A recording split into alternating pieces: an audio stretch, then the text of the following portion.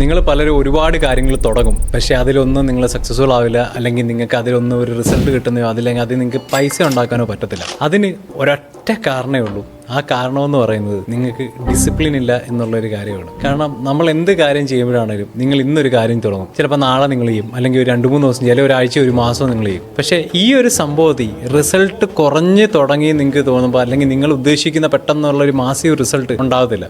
അപ്പം നിങ്ങൾ ഡിമോട്ടിവേറ്റഡ് ആവും. ഇത് ശരിയാവുന്നില്ല എന്നുള്ള വിഷമമായി, അല്ലെങ്കിൽ നിങ്ങൾക്ക് ദേഷ്യം വരും. കാരണം ഇത്രയും മെനക്കെട്ടുന്നുണ്ട്, അതിൻ്റെ റിസൾട്ട് വരുന്നില്ല, അല്ലെങ്കിൽ നിങ്ങൾക്ക് പൈസ ഉണ്ടാക്കാൻ പറ്റുന്നില്ല, നിങ്ങളുടെ കയ്യിലുള്ള കാശെല്ലാം തീർന്നു പോകും. അപ്പം ഇങ്ങനെയുള്ള കാര്യങ്ങൾ വരുമ്പോഴത്തേക്കും നിങ്ങൾ പയ്യെ റെഗുലർ ബേസിസ് നിങ്ങൾ ചെയ്തുകൊണ്ടിരുന്ന പല കാര്യങ്ങളും നിങ്ങൾ ചെയ്യാതായി തുടങ്ങും.